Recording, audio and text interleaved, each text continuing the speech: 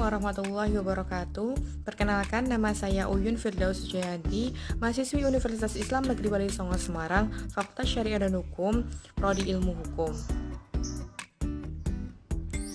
Jadi saya akan menjelaskan kegiatan apa saja yang kami ikuti selama magang di kantor Lembaga Bantuan Hukum Semarang. Tentunya kita mendapatkan materi-materi selama kita magang, seperti materi mengenai surat kuasa, apa saja itu surat kuasa, jenis-jenis dan lain sebagainya.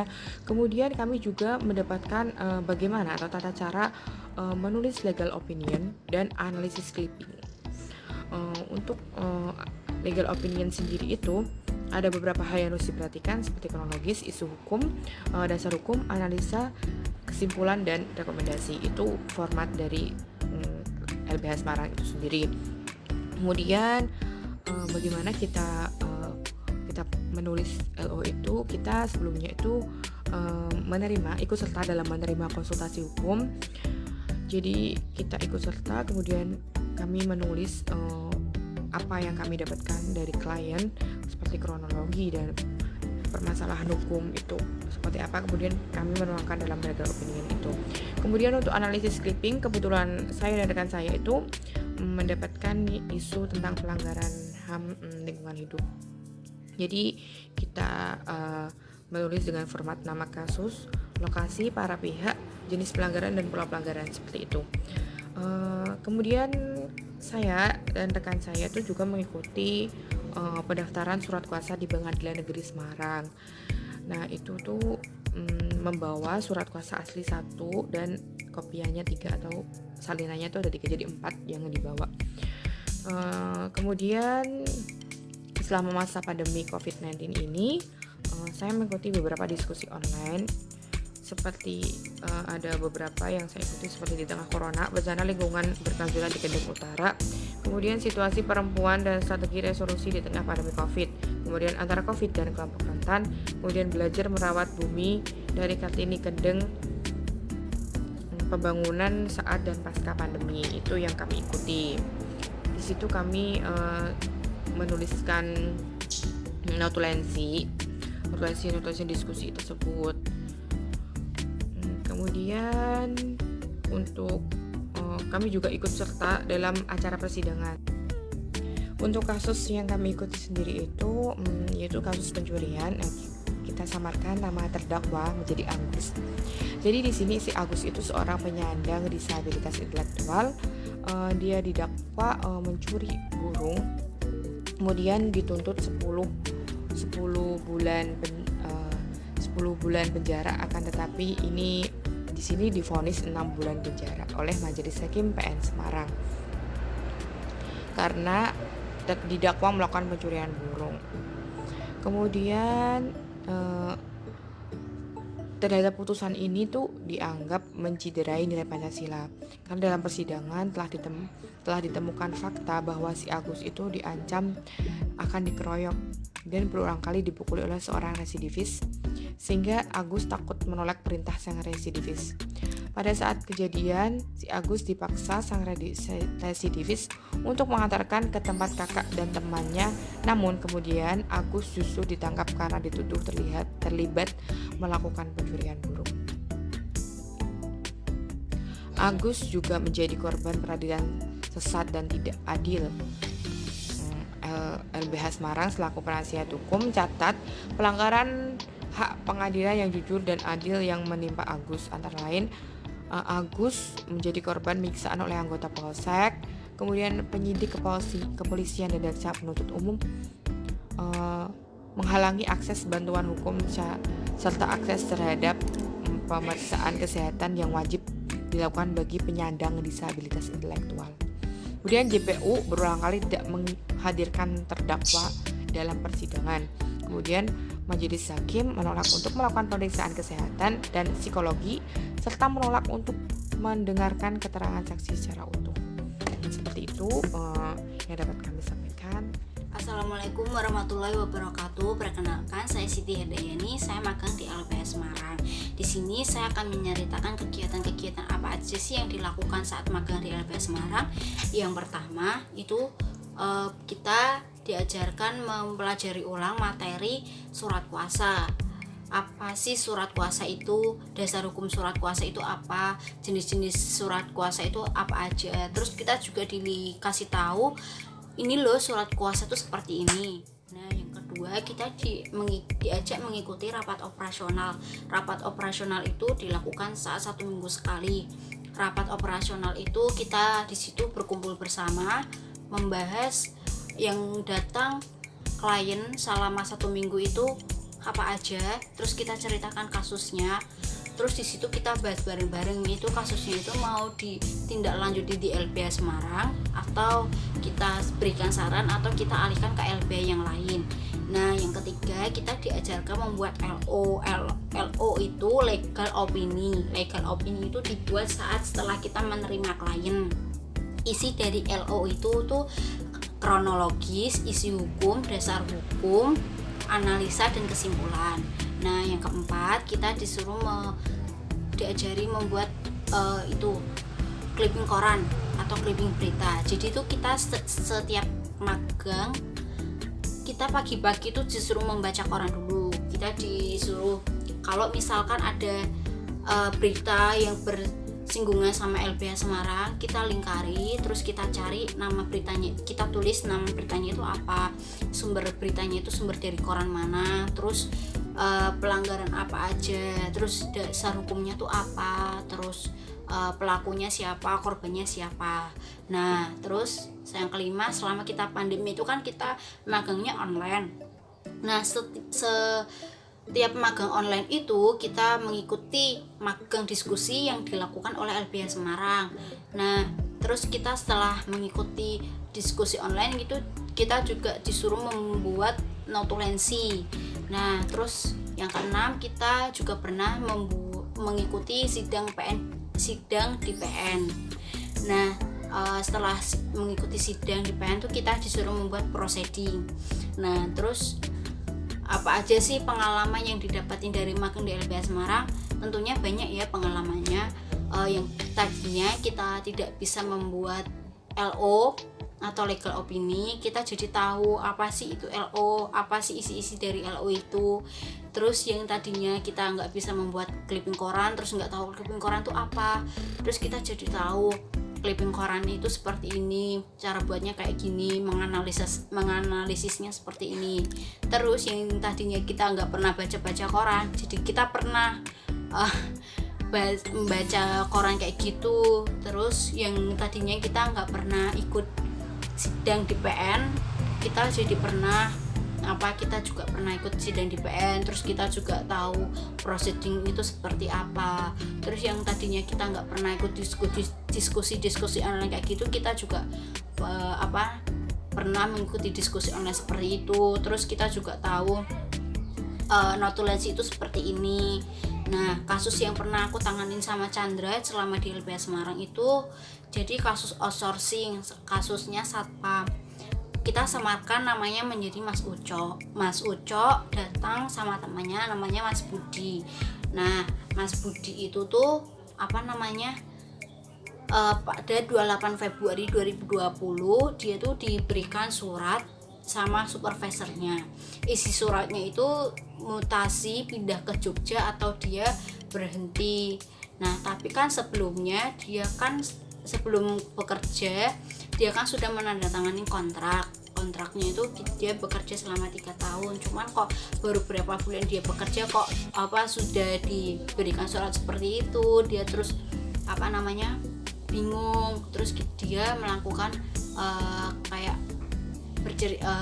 mencari solusi di LBH Semarang. Terus tuh itu juga bukan Mas Uco sama Mas Budi itu bukan yang keduanya. Jadi itu di situ sudah ada orang banyak yang mendapatkan perlakuan seperti Mas Uco sama Mas Budi. Nah itu tuh dia bingung kok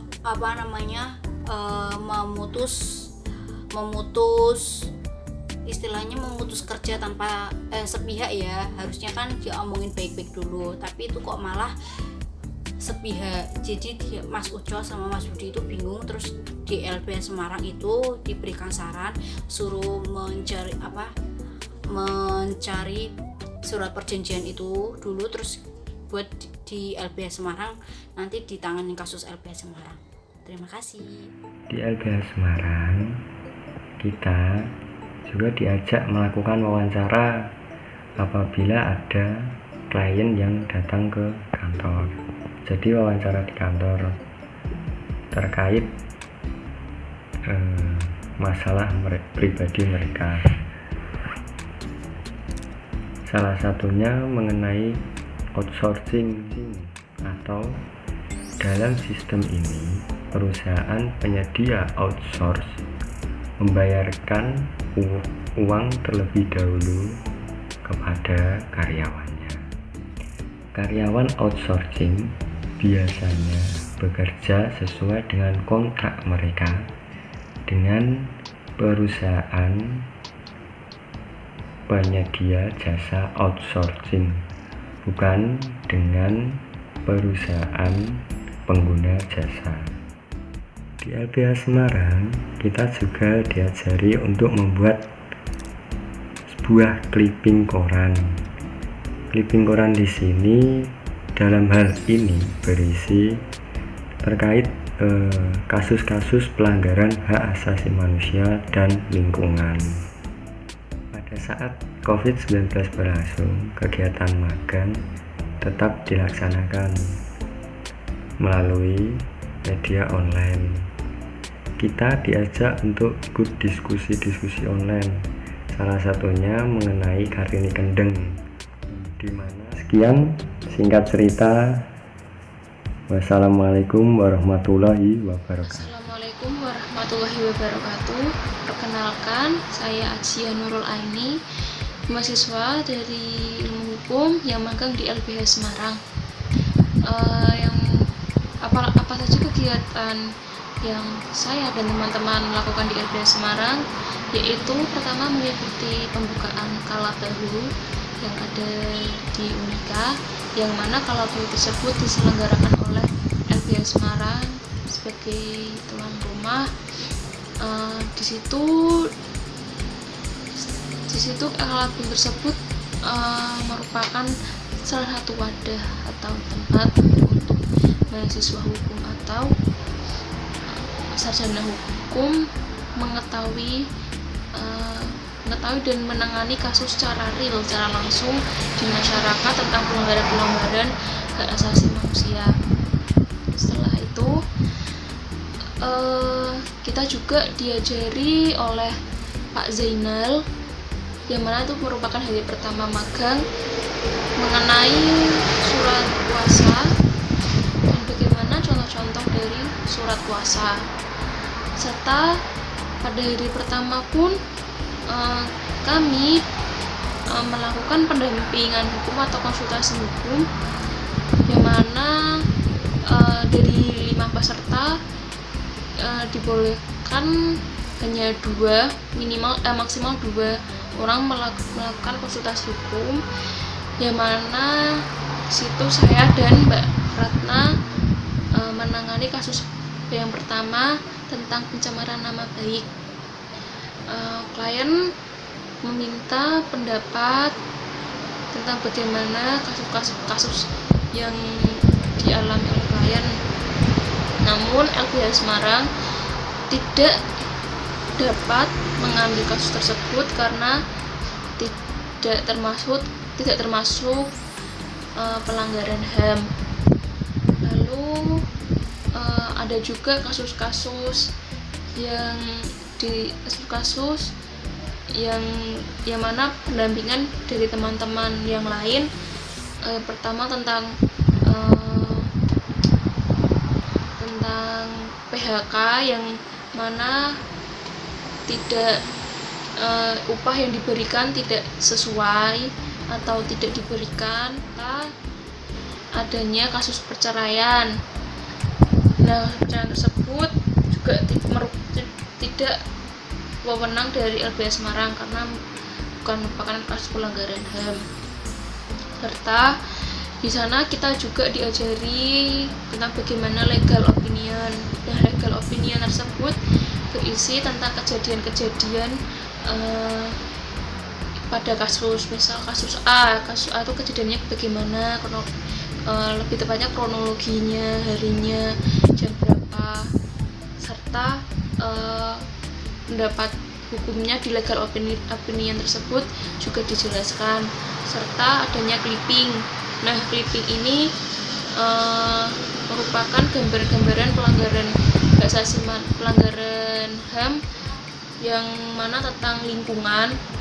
Di situ saya sendiri kaget, ternyata pelanggaran HAM tentang lingkungan itu banyak sekali, dan hal tersebut membuka mata saya bahwa pelanggaran HAM ternyata masih banyak dilakukan oleh pemerintah khususnya, serta tentang media. Nah, media tersebut ini bagaimana kita membuat sebuah tulisan yang benar-benar merupakan pengalaman pertama bagi saya. Di situ media tersebut tentang kasus penghinaan presiden oleh mahasiswa UMS, yang mana mahasiswa tersebut hanya bagaimana mengekspresikan kebebasan berpendapat dia, serta kami juga diajak ke pengadilan. Di situ kita diajari tentang bagaimana mendaftar, jika ada surat kuasa itu bagaimana mendaftarnya, serta setelah adanya COVID-19 kita sering diajak diskusi online yang diadakan oleh LBH Semarang, di mana di situ kebanyakan mengenai pelanggaran yang ada di Kendeng. Di situ walaupun masih ada COVID, tapi pertambangan itu masih dibuka, dan ada teman-teman mengikuti kasus di mana tentang disabilitas intelektual yang mengalami pelanggaran-pelanggaran yang ada kegiatan yang ada di LBH Semarang. Itu terima kasih. Wassalamualaikum warahmatullahi wabarakatuh. Bismillahirrahmanirrahim. Assalamualaikum warahmatullahi wabarakatuh. Saya Ratna Bu, NIM 170205659.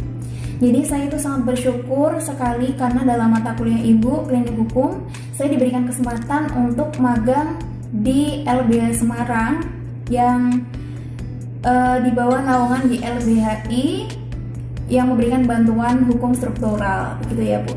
Jadi memang benar sekali apa yang Ibu sampaikan, bahwa materi yang diberikan di perkuliahan itu sangat beda sekali penerapannya dalam kehidupan nyata. Yaitu saya tahu setelah saya magang di LBH, gitu Bu. Jadi terkait apa yang saya lakukan di sana, yang pertama saya itu mengikuti Stadium General Kalabahu di kampus Universitas Katolik. Kemudian staf LB itu membiasakan Bu, kalau misalkan sampai kantor mereka itu harus membaca koran dan mencari isu-isu terkait hukum dan hak asasi manusia, kemudian terkait kelompok minoritas dan rentan, dan terkait isu-isu ketenagakerjaan. Jadi yang saya lakukan bersama rekan-rekan saya itu seperti itu. Pagi-pagi sampai sana cari baca koran, cari berita yang terkait isu-isu pelanggaran hak asasi manusia gitu. Kemudian dianalisis bagaimana sih penerapannya, sudah sesuai apa belum dengan peraturan perundang-undangan di Indonesia. Kemudian selain tadi meng-clipping berita, kami itu diberikan kesempatan untuk ikut dalam konsultasi klien. Alhamdulillah kemarin saya itu dapat konsultasi kasusnya Bu Ningsih. Jadi Bu Ningsih itu adalah istri ketiga dari Pak Ismet. Pak Ismet itu adalah salah satu pejabat yang kaya di Ormas LDI di Bontang itu. Tetapi mereka itu menikah di bawah tangan Ormas LDI, seperti nikah siri begitu Bu. dan sepengetahuan istrinya. Tapi setelah 24 jam menikah, Pak Ismet itu kembali ke Bontang. Dan setelah itu Pak Ismet kembali lagi ke Semarang membawa Bu Ningsi ke Bontang. Kemudian Bu Ningsi itu dicaci maki, diancam oleh kedua istri dari Pak Ismet. Kemudian Bu Ningsi ini melaporkan ke Polsek Bontang dan juga Polsek Genu.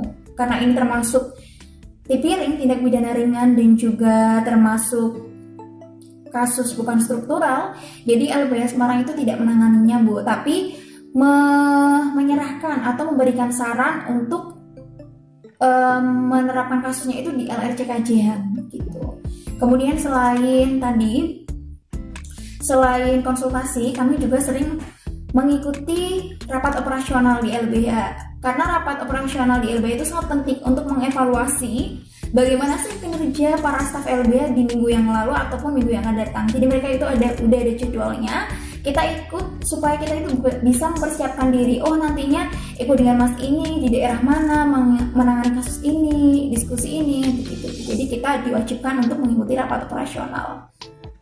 Nah, selain rapat operasional, itu sebelum COVID menyerang ya, Bu. Setelah COVID melanda, hampir setiap hari kita itu disuguhkan dengan diskusi-diskusi online. Jadi kita sering menganalisis, kemudian mencatat, sesekali bertanya, sesekali jadi moderator, dan mengikuti diskusi-diskusi tersebut. Kemarin juga diskusi bersama Pelita Semarang, Persaudaraan Lintas Agama Semarang, terkait bagaimana sih potret kerukunan beragama saat pandemi COVID-19.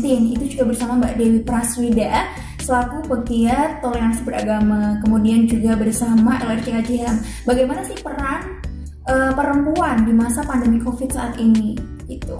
Terus juga bersama pewaris Persatuan Waria Semarang. Jadi bagaimana sih mereka itu mempertahankan eksistensinya, mempertahankan kehidupan ekonominya di saat masa pandemi seperti ini. Terus juga kemarin bersama para petani kendeng, terus juga bersama masih banyak lagi pokoknya terkait diskusi-diskusi online. Kemudian alhamdulillahnya kemarin saya dan juga rekan saya juga ikut dalam persidangan itu waktu pandemi, Bu. Jadi terdakwanya itu melalui telekonferen, melalui video. Itu terkait kasus Wendy, yaitu seorang disabilitas yang dipidana. Tapi Wendy itu sebenarnya hanya ikut saja dalam melaksanakan aksinya. Bahkan si Wendy itu pun tidak menerima hasil dari pencurian itu, tetapi yang mencuri malah tidak dipidanakan. Yang dipidana itu seorang disabilitas, yaitu Wendy tersebut. Nah, LBH menangani kasus-kasus si Wendy itu. Nah, terkait kasus yang saya tangani, ya tadi kasus Bu Ningsi. Bu Ningsi itu adalah istri ketiga dari Pak Ismet yang menikah di bawah naungan Ormas LDI. Kemudian di tahun 2017 tadi mereka menikah. Setelah 24 jam menikah, Pak Ismet kembali ke Bontang.